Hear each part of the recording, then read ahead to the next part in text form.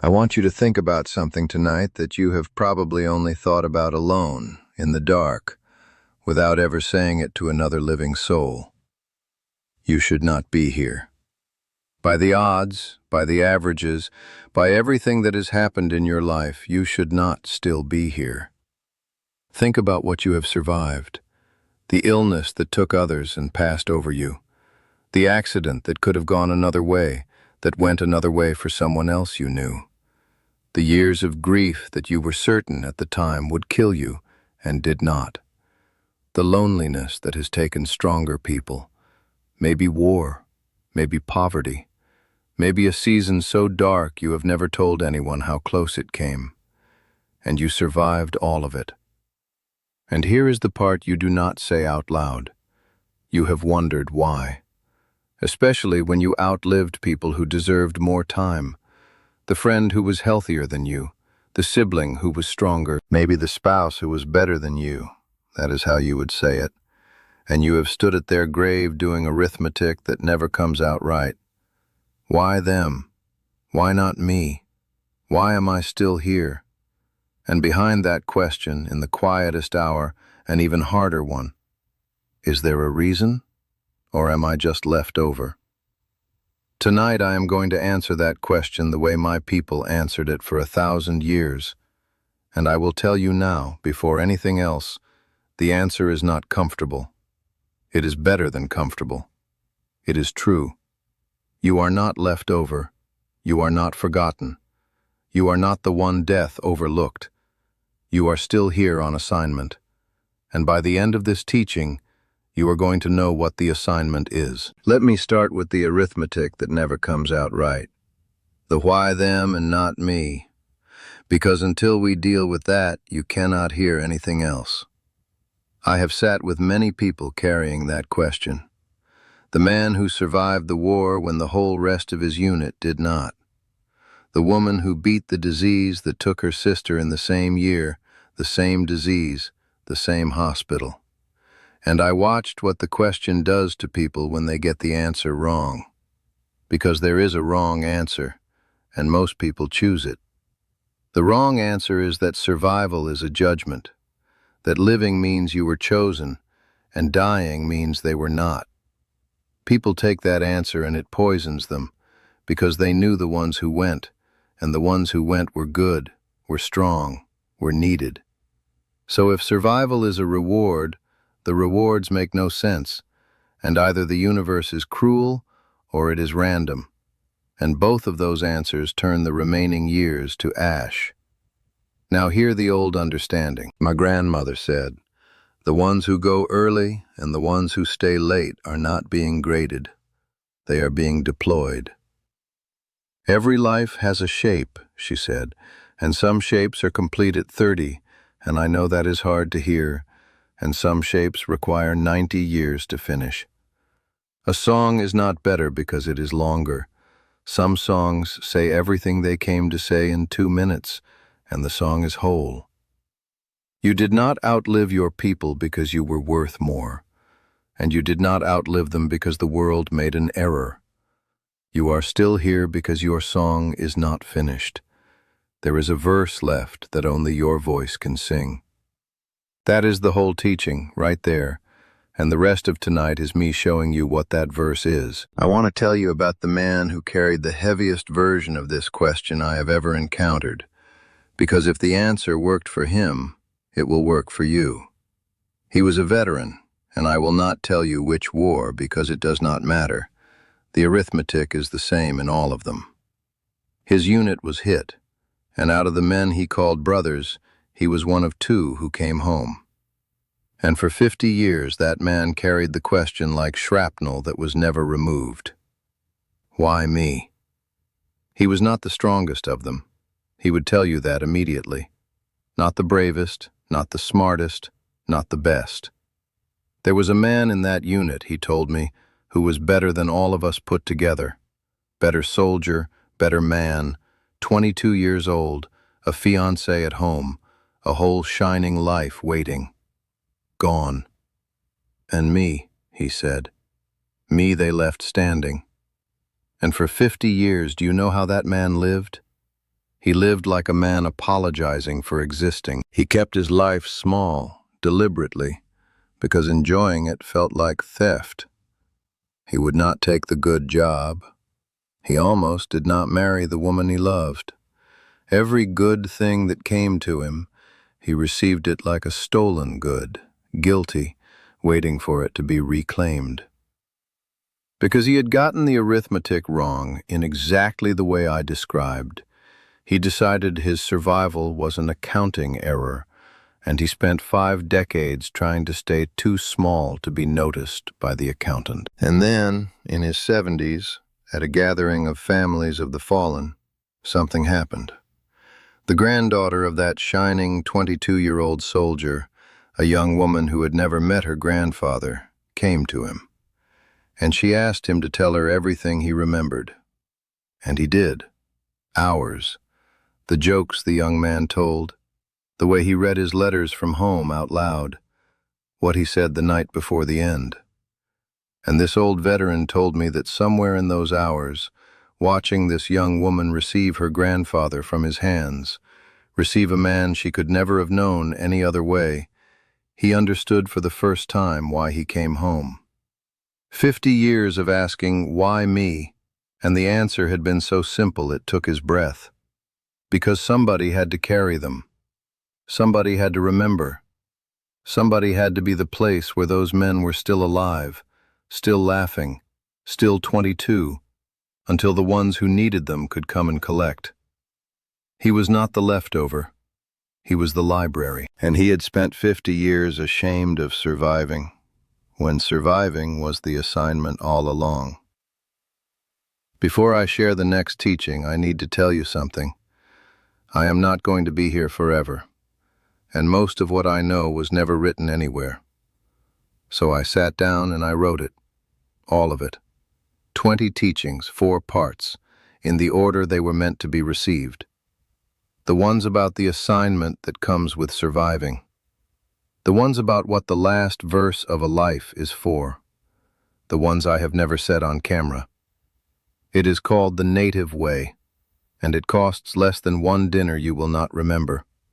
Scan the code on your screen or look in the comments, but do not leave yet, because I am about to tell you the 3 reasons the old people said a person is kept here, and I want you to listen for which one is yours. Here is the first reason a person is still here.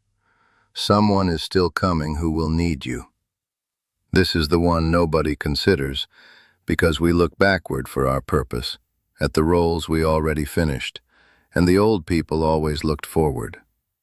Let me tell you how I know this one is real. My own grandmother, the one I quote to you in nearly every teaching, was 74 years old when I truly began listening to her. 74. Think about that. Everything she gave me, everything I now give you, every teaching that has reached millions of people through this old man's voice, all of it was transmitted after her 74th year. If her shape had been complete at 73, if she had decided in her quiet house that she was left over, that her work was done, that nobody needed an old woman anymore, none of this would exist.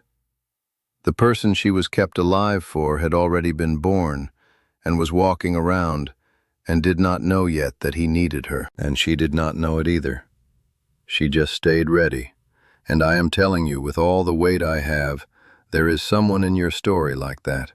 Someone already alive, maybe already known to you, maybe not yet arrived, who is going to need exactly what only you can give. The grandchild who will hit the wall at 25 and need one conversation with someone who hit the same wall and lived.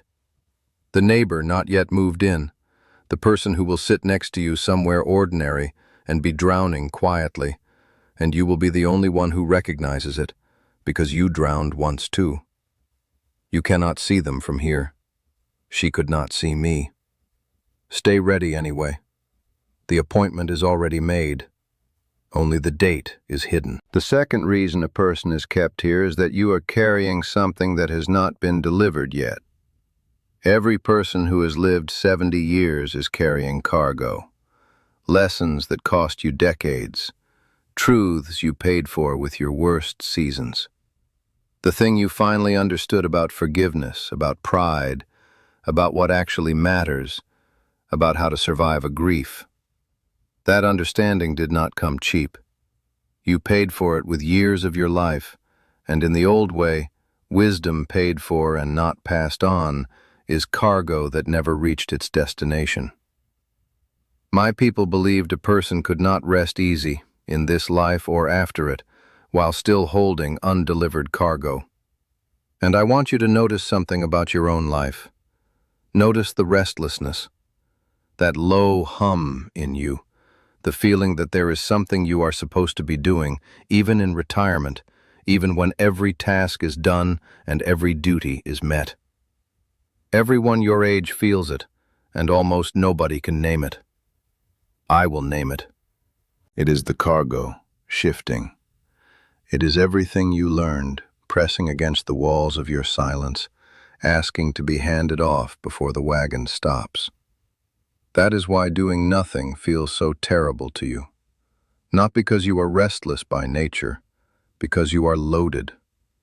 A loaded wagon is not supposed to park. So deliver. Tell the stories, and not just the entertaining ones, the true ones, the ones with the cost still visible on them. Write things down, badly, it does not matter. Your grandchildren will not grade the spelling, they will hold the pages.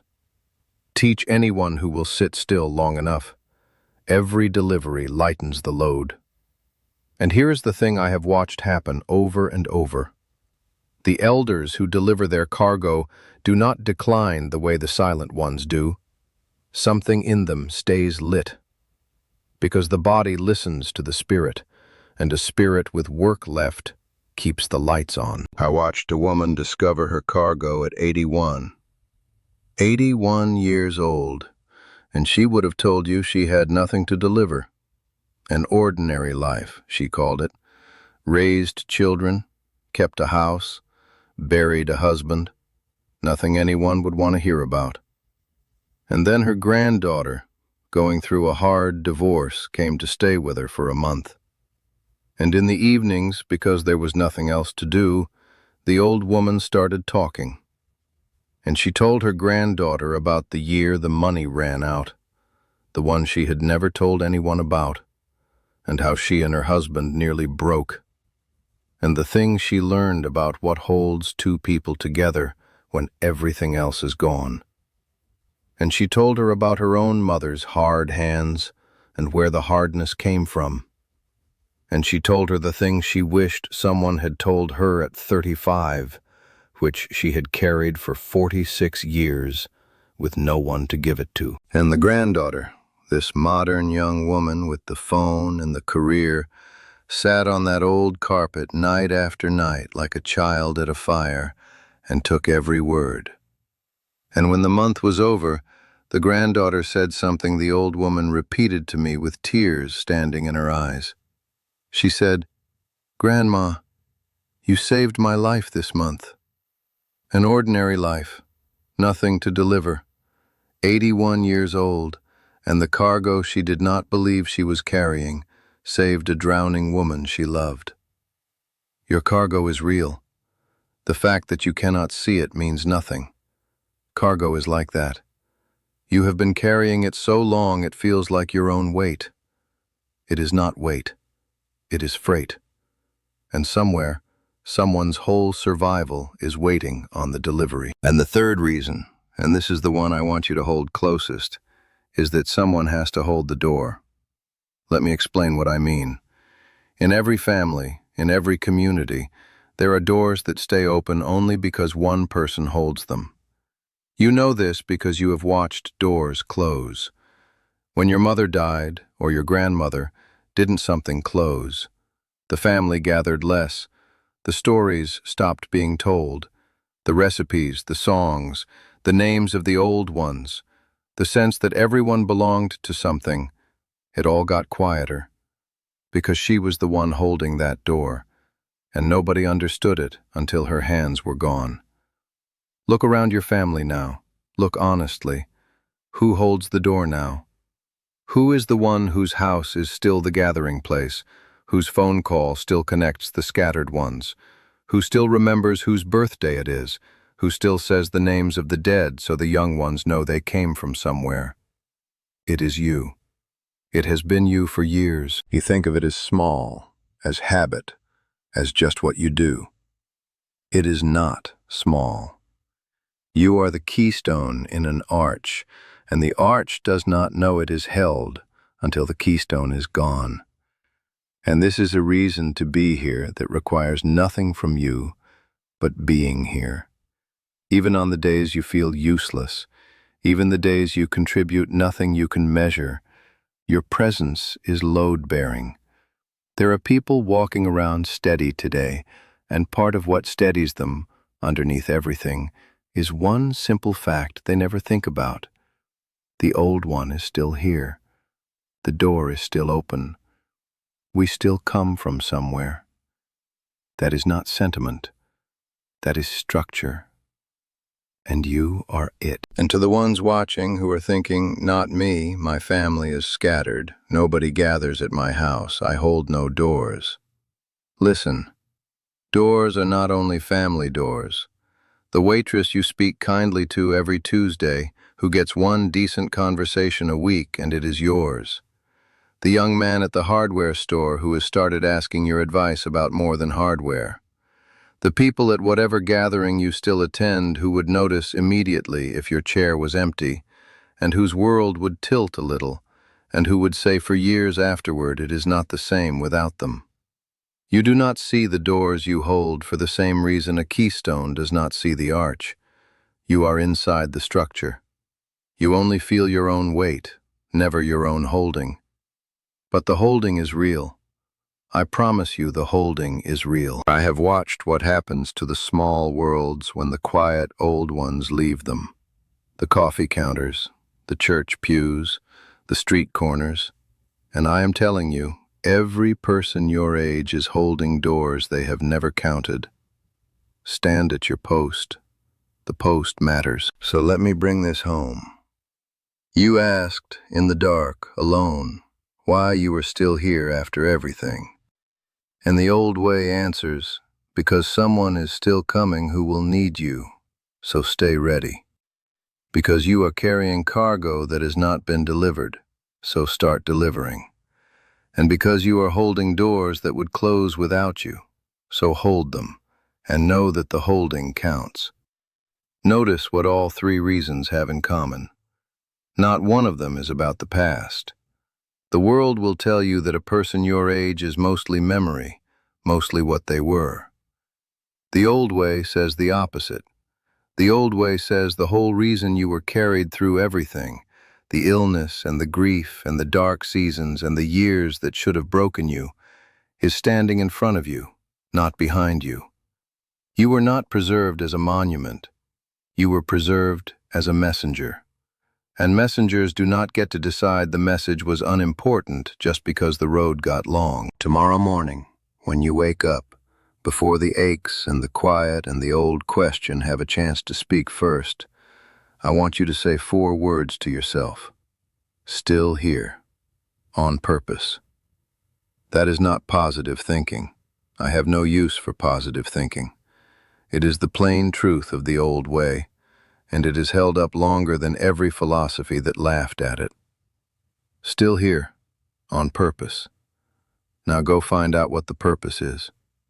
You have been given, by my count, exactly enough time. And one last thing, for the ones this teaching found on a hard night. I know some of you did not click on this video out of curiosity. Some of you clicked because the question has gotten heavy lately. Because the quiet house and the long evenings have been asking you, more insistently than before, what the point of you is. I want you to hear an old man say this directly. The fact that you are still asking the question is itself the evidence. A person with no verse left does not lie awake wondering about their verse. The wondering is the verse, stirring. Dead seeds do not ache. Only living ones ache. And they ache in exactly one direction, toward the surface. So take the ache seriously, but take it as what it is, not a verdict, a green shoot. Everything I taught tonight, the ones still coming, the undelivered cargo, the doors you hold, all of it is already in motion in your life, whether you believe me yet or not. My grandmother did not believe it at 73 either, and her greatest work had not yet begun. The road that carried you through everything did not carry you all this way to nowhere. Roads like that do not exist. I have walked this earth for 70 years, and I have never once seen one. If what you heard today stayed with you, the book is there. The Native Way. 20 teachings, 100 pages, written the way I would speak to you if we were sitting together. Scan the QR code on the screen with your phone or find the link in the comments. Read one chapter. Sit with it. Now I want to hear from you. Tell me in the comments, what have you survived, and who do you think you might still be here for? I read every comment. And if this is the kind of conversation you have been looking for, subscribe to this channel. We are not collecting viewers here. We are collecting people who remember. Come back next week. I am not done teaching yet.